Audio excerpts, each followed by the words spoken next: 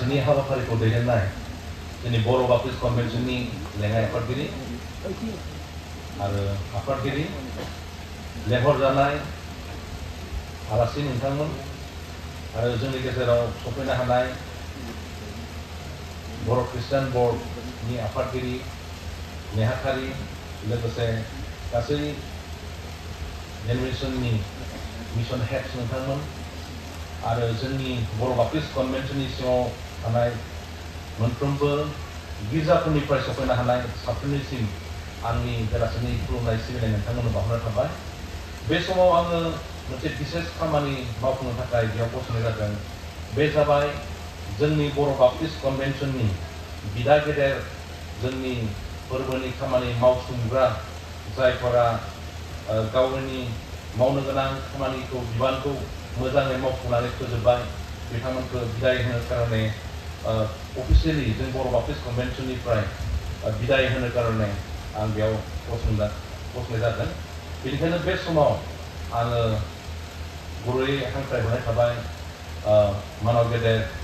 रेभारेन्ड.सुसिल दैमारि जोंनि आगुनि executive secretary बिथांखौ फैनो थाखाय आरो मानव गेदेर हरेन बसुमतारी लोगोसे मुस्रि गणपति राभा बिथांखौबो आं फैनो हांख्रायनाय जाबाय। जाहा मुस्रि गणपति राभा बिथाङा बर'खौ जोंनिफ्राय साबसिनसो हायो बेनिखायनो आं बर'आवनो बे खामानिखौ मावनो थाखाय गसंनाय जाबाय।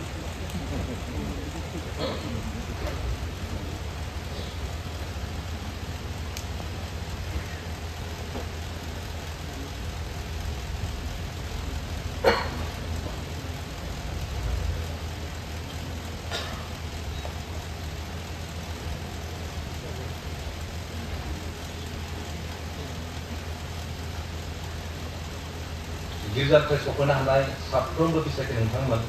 बिथांमोनानो जाबाय जोंनि बिदा गेदेरफोर जायफोरा गोलाव सम बर' बाप्टिस्ट कनभेन्सननि थाखाय गोबां मावसोमबोबाय आरो बिथांमोननि दैदेननाय मावसोमबोनायनि जि फिथाइ जों दिनै मोनजादों। बेनिखायनो बे समाव आङो बिथांमोनखौ जोंनि बर' बाप्टिस्ट कनभेन्सननिफ्राय बिदाय होनायनि सिगाङावनो आं बिथांमोननि जास्ट मिनिस्ट्रि रिपर्ट सुंद' साथामनिबो आं एसे बुंनो हास्थायदों। गोलाव सम बिथांमोना जि मावबोबाय बेखौ गासैबो बुंजोबनो हानाय नङा खारन जोंहा भाषा गैया मानोना बिथांमोना मावख्रुबबोबाय बेखौ 1 मिनिट 2 मिनिट बुंनानै जों फोजोबनो हाया। आं गुसुङै बिथांमोननि मिनिस्ट्रि रिपर्ट बेखौ एसे बुंनो हानो बिनि सिगाङावनो बिथांमोननि जोनोम बेखौबो बुंनो हास्थायदों। रेभारेन्ड.सुसिल दैमारि बिथाङा जोंहा बादागाव बाप्टिस्ट गिर्जा बेयावहाय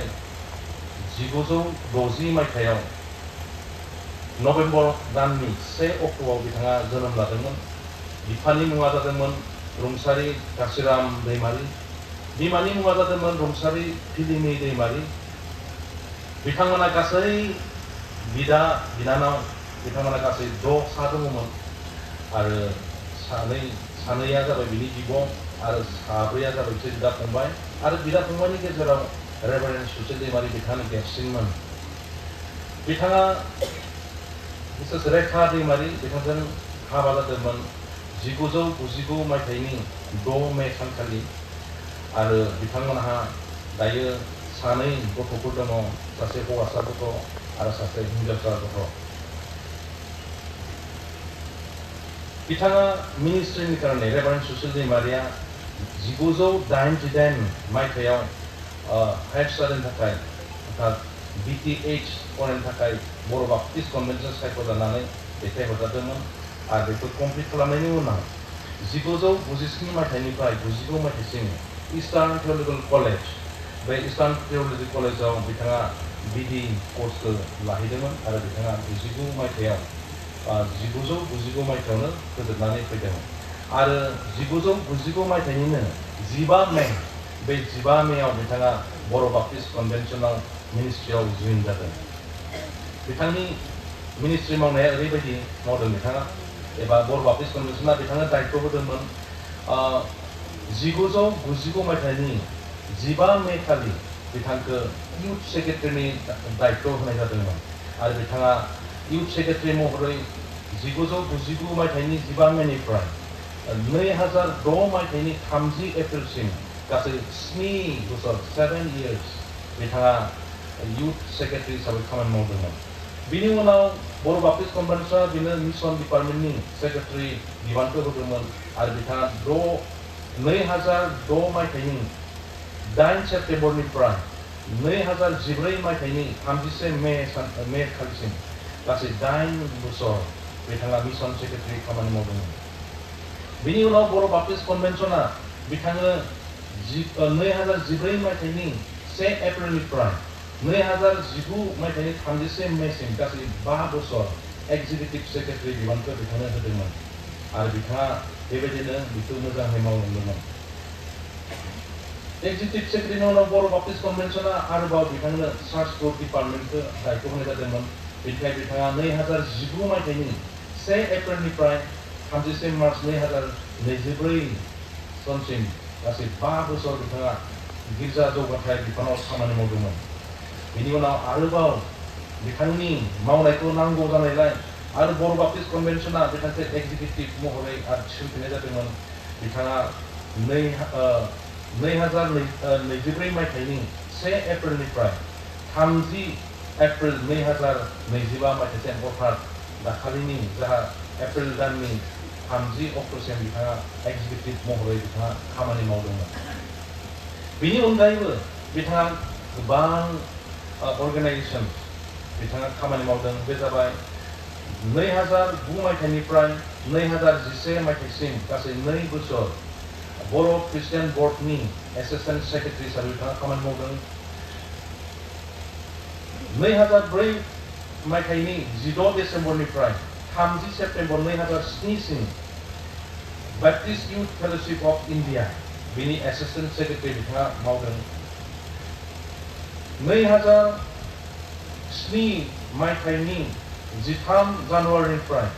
2024 सिम भाइस प्रेसिडेन्ट नेशनेल बर' ख्रिस्टियान काउन्सिल NBCCनि बिथाङा भाइस प्रेसिडेन्ट हिसाबै मावदों। 2023 मावजा गोदानै गायसनजानाय अल आसाम ट्राइबेल ख्रिस्टियान क'अर्डिनेशन कमिटि होननाय मोनसे गोदान जों मोनसे कमिसन फसंनाय जादों। बिनि बिथाङा जेनेरेल सेक्रेटारि हिसाबै मावदों आरो बे बिबाना दाबो दंबाय थायो। 2022 मायथाइनिफ्राय बिथाङा एक्जिकिउटिभ मेम्बार हिसाबै आसाम ख्रिस्टियान फरामाव खामानि मावबाय थादों आरो बे दाबो बिबाना दंबाय थायो बिथाङा।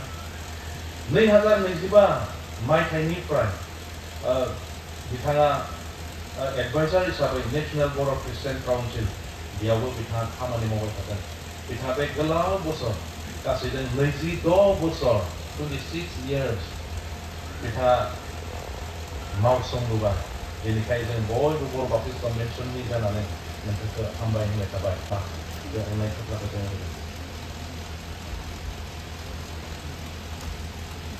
Rev.Susil Daimari बिथाङा Rev.Susil Daimari,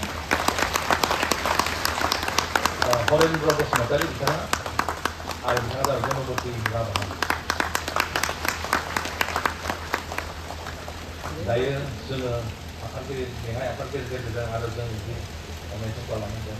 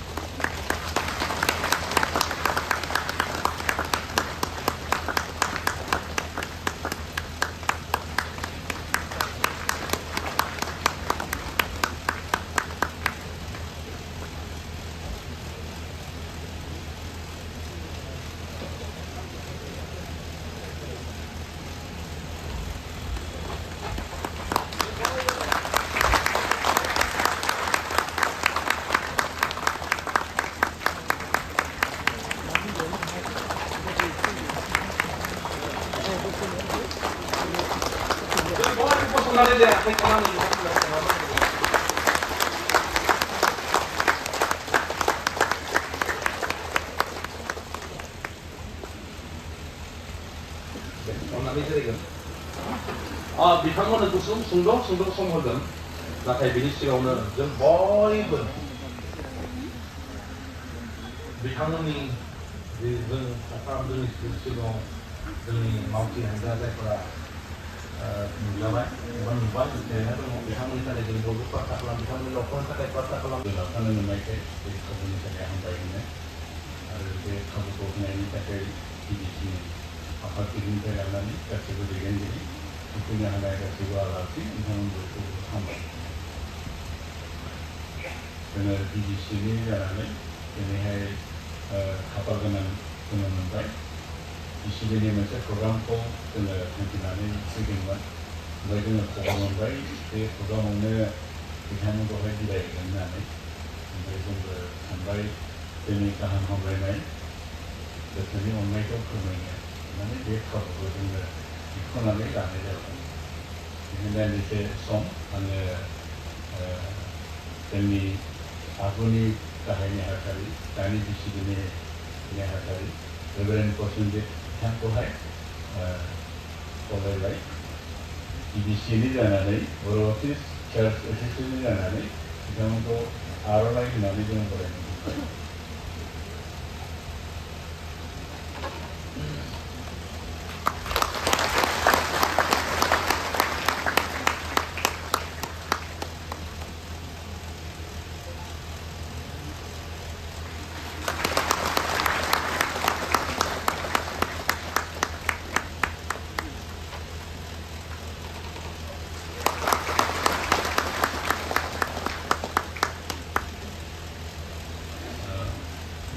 गिबिसिनै जानानै जोङो मोनसे मेमेन्ट' लाबोदों एगजिकिउटिभ सेक्रेटारि जानानै जायहा रिटायार जालांबाय रेभ.सुसिल दैमारि बिथांनो आं एसे फरायनानै होनायसै ओमफ्राय आरोबाव आं बेखौबो जोंनि नेहाथारि रेभ.सुसिलखौ गथायना होनो खावलायबाय This memento is presented to Rev.Susil Daimari on 4th May 2025 for his fellowship in the gospel with BBCA. During his long service with BBC as executive secretary and other leadership roles from 15 May 1999 to 30th April 2025. On behalf of Boro Church Association, the memento dari aguni nehatari bitangi dari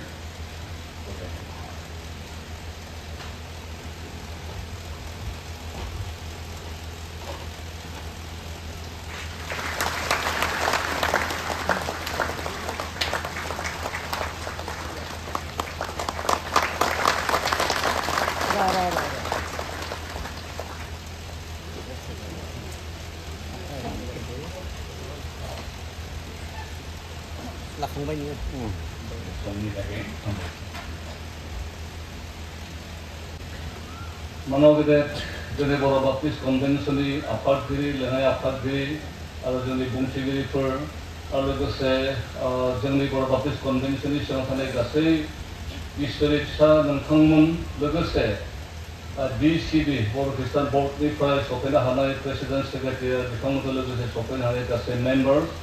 आरो लोगोसे माखासे डिनोमिनेसनफोरनिफ्राय सफैनो हानाय head नोंथांमोन